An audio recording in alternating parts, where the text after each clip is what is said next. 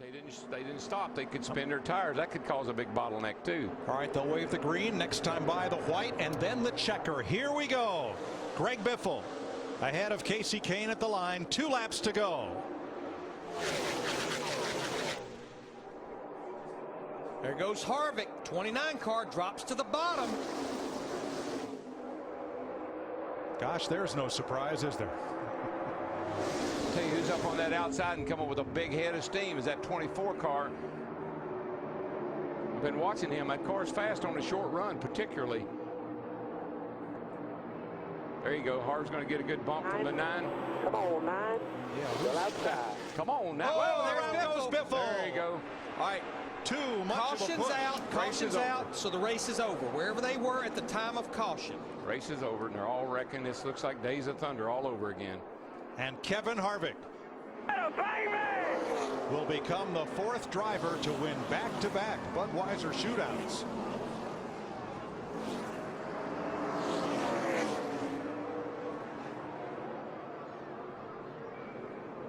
A flat right rear tire to Greg Biffle may have set off that chain reaction collision entering turn number 3.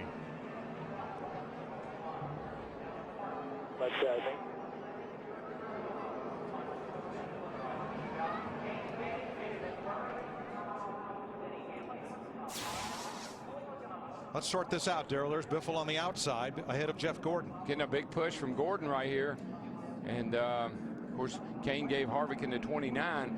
I don't know if the Biff had a right rear down or if he just got lifted off the ground, because the 29 was all, I mean, the 24, Jeff Gordon was all up in the back of him getting in the corner. And I noticed when Biffle came to the pit road here, I didn't see the right rear tire like it was down. I think he thinks that's what happened, but I bet he changes his mind when he sees the replay. It might be because it was completely off the ground. Yeah, like see I said. You can see right there, it's not flat. And look, he spins right up and in to his 2 Roush Fenway teammates, Matt Kenseth in the 17 and the 99 of Carl Edwards. I don't reckon I can remember how many cars we've torn up here in the last couple of days. I mean, this many cars in a couple of days down here. See Mark Martin, a 5, 2 of the Roush Fenway cars. Bobby Labonte, Kenny Schrader, Brian Newman all involved.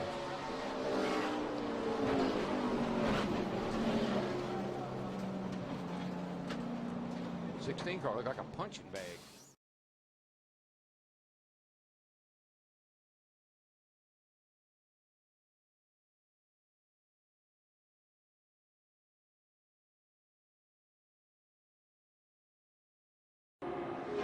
Remember, it will happen if they're going to make the move on the back straightaway.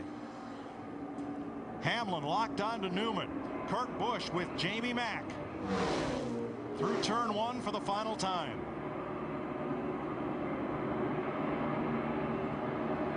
Here we go. He's in your tire tracks. When you go, he's pushing. Now it's go time. There we go. They're looking. They're looking. Can't make it. Can't make it happen. Newman, the runner-up in 2005. Can't make it happen. Has about 2,000 feet to the finish line to win the Bud Shootout for the first time. Hamlin low, Busch up high. Here they come, 3 wide to the stripe, and the winner is 3 wide. probably Kurt Busch, because Denny Hamlin went below the yellow line. Yeah, that was definitely, he advanced his position by being out of bounds. There's no question on that one. It is legal for Newman to run him down to the line, and Hamlin probably had one of 2 choices: go below the line or wreck Ryan Newman. Who will go to victory lane? That is the question NASCAR officials will decide for us. From the Goodyear blimp, let's have a look at the run to the checkered flag.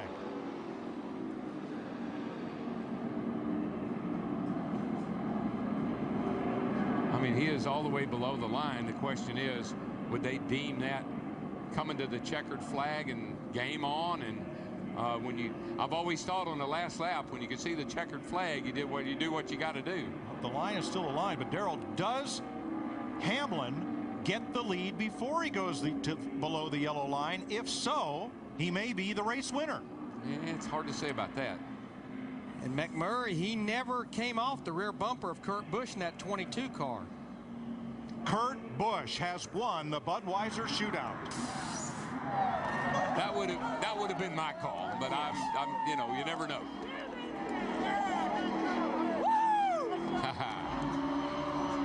First shootout win in his 8th start. We said earlier, he's never won Daytona. Now he has. He has never won a restrictor plate race of any kind.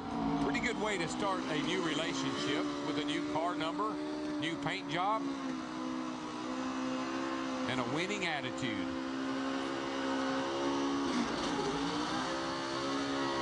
And he's going to need Just leave me a little bit of quarter panel on that thing. I got to bring it back down here. he might need a couple new tires. Kurt Busch has become the 19th different driver to win the Budweiser Shootout.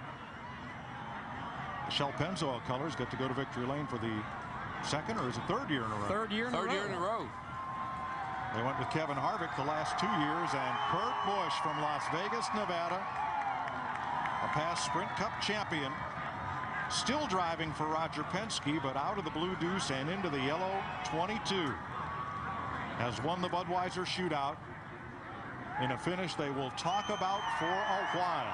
Jamie McMurray is second. Ryan Newman is third. Fourth unofficially Jimmy Johnson, and fifth is Greg Biffle. And what will happen with Denny Hamlin, I'm sure who will be placed the last car on the lead lap. Let's have another look at it. Watch Hamlin's move on Newman. Yeah, I think Newman just really thought he had it won, and he really didn't protect that bottom good enough. And it cost him dearly. I believe if he'd have stayed down on that yellow line coming off of 4, Hamlin would have pushed him to the victory, but he left enough room down there that Hamlin was able to get his nose under him.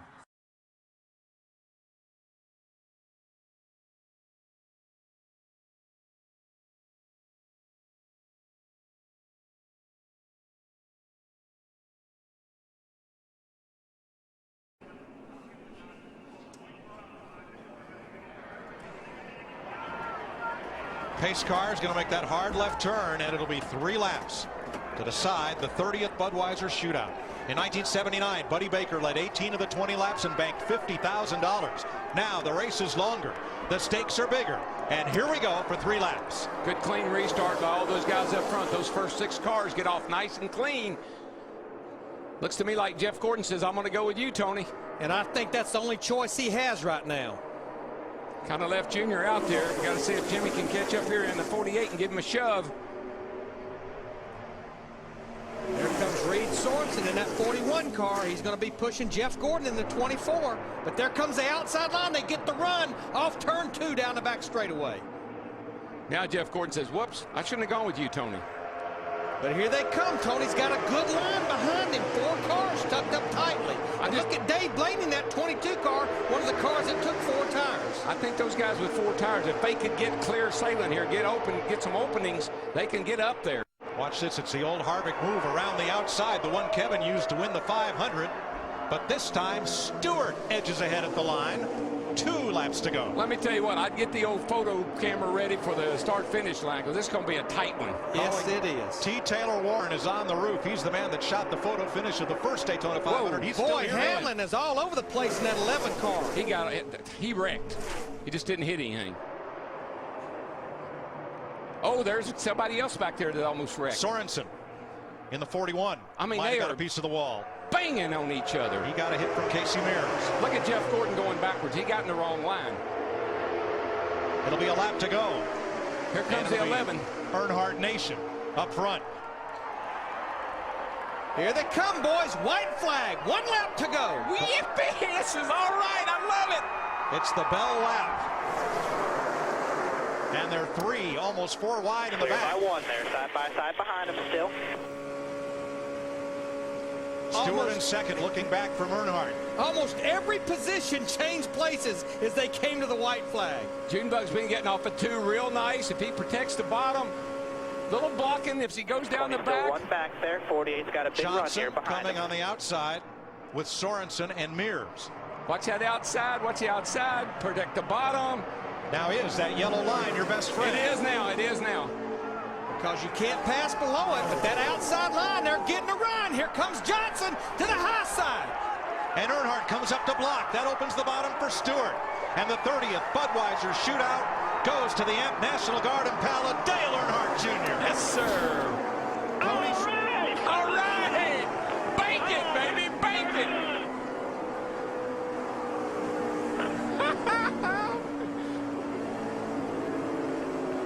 That was a great finish. That was a great race. Yes, it was. Yes, it was. Folks, badmouth this car all you want to, but we got ourselves a race car. Yes, sir. And that's race car spelled forward or backwards. Hey, good job, boys. What a race car. This might be a 500 winner y'all got here. You just don't know it. Look at Tony Jr. Is he not going to be just beside himself? He came over to Hendrick with his cousin, driver Dale Earnhardt Jr. And his team will go to victory lane. Stewart is second. Hamlin came up for third. Where did he come from? Jimmy Johnson and Casey Kane, the top five. I know this is not a points event, but it's been almost 2 years since Dale Earnhardt Jr. buddy. Congratulations. That's Rick Hendrick. That's the Man, boss. that was a blast. That's the boss. Mr. H. What a way to start our deal, baby. Yes, sir. Yes, sir. But they have not been to victory lane of any kind since May of 2006 at Richmond. Do something amazing, man. I think he just did, Rick. He ran 70 laps. Pretty amazing, didn't he?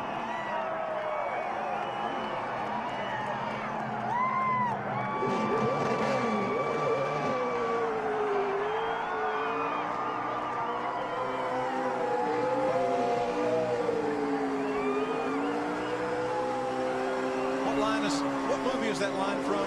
I think this is the start of a beautiful relationship. I believe Casablanca is the last line. Was that the last line in Casablanca? I think it started something big, I can tell you that.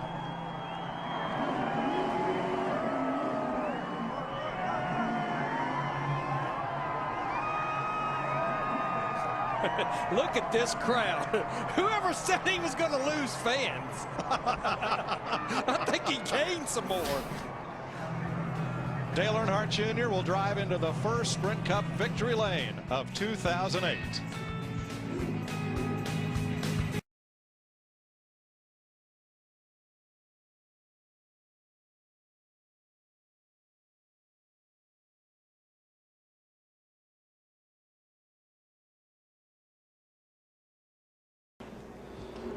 Joplin, Missouri's Jamie McMurray for Roush Fenway Racing in a Ford opposite Jeff Gordon, who well knows the way to victory lane here. He's a two-time winner of the shootout. Pace car about to make that sharp left turn and will try for green, white, checker. 5 miles. Hold your breath. Green flag. McMurray didn't get that great of a restart.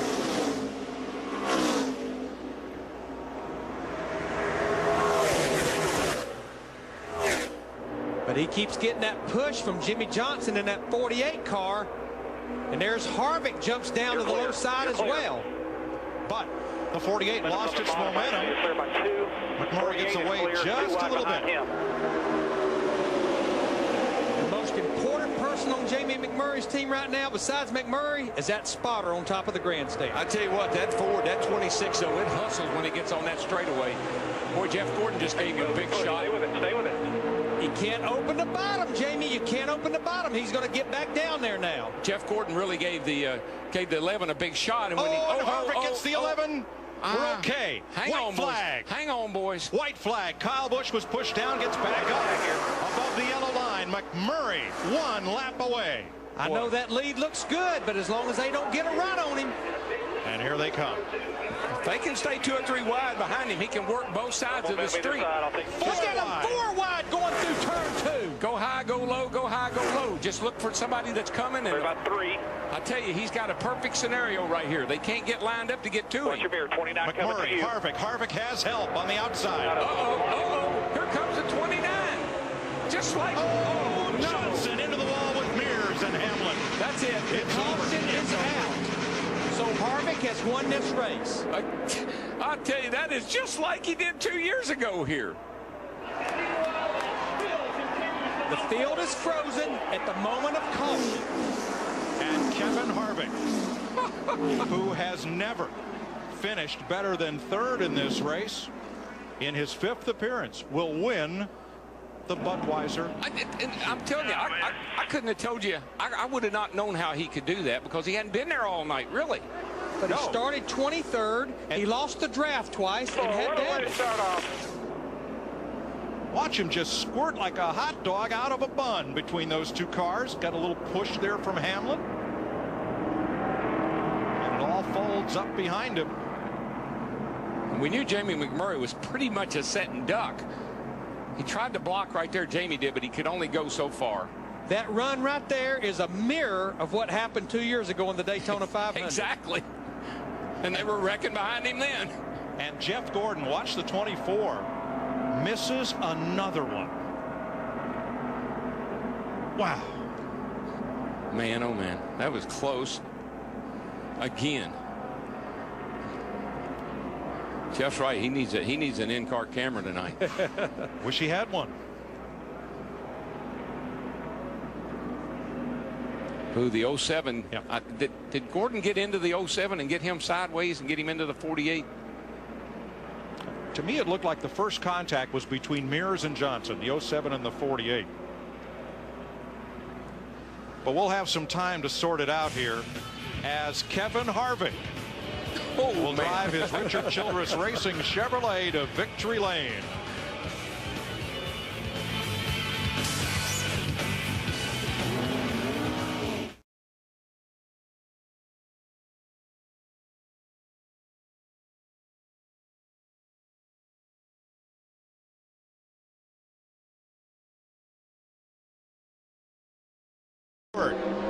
Brings him across the line. Ambrose getting a big push from Keselowski. Both rows are 5 drivers pushing each other. Now you don't worry about that water temperature gauge. No, she's cooled down and good to go. The 11 car down below the yellow line there, but he didn't advance his position. But Boyer could not stay with Tony Stewart, and that's cost Tony the lead. The Tasmanian Devil, Marcus Ambrose, 2-time champion of the Australian V8 Supercar Series and Watkins Glen winner last year. He's got a shot to win the Bud Shootout. Yeah, he's got Brad Keselowski in that 2-car pushing him. Ryan Newman in the 39 was pushing those two till they got about halfway down the back straightaway. Kyle Busch's car is dragging the track, fenders flying. But look at the run that him and Tony Stewart's got, Darrell. Here they come. White flag. 1 lap to go, and Busch pushes Stewart to the lead. Ambrose tucks in third. That 18 car has got to be a mess. Now, what do? But that man wheeling it, he don't care. And this is where you see your 2-car tandem right here. Remember, he'll try to beat you when he gets over here. You know who that was? That's Steve Addington. Who used to be Kyle's crew chief and is now Tony's crew chief. He will try to beat you. 1 mile to the finish line of the Budweiser Shootout. Tony Stewart or Kyle Busch, who's going to win it? I don't know if Kyle's got it. Remember what happened the last time these two were coming to a start-finish line back in the July race? Smoke versus Wild Thing to the line. He got him! He got him! Wild Thing wins! He got him! I ain't believing it. He timed it absolutely perfect. I ain't believing it. So that's 3 times tonight he's done the wildest piece of driving I've ever seen. That kid is such a wheelman. And people wonder why we get so excited about when he races and when he does what he does. There's nobody that can do what he does. By 1/100th of a second, Kyle Busch is the champion of the Budweiser Shootout. Look at his race car. It is destroyed. Larry, it was dragging the ground, sparks flying out from under it, and he timed that beautifully. There it is on Fox Extreme slow motion. Kyle Busch for Joe Gibbs Racing, the winner. That was pretty unbelievable. Look at this last lap. Now, in the old style of tandem racing, the pusher could not be the trophy holder. Not tonight. That was a thing of beauty. He timed that to perfection. Jumped out there, got the side draft, and went right by Tony Stewart. Closest finish in the history of the Budweiser.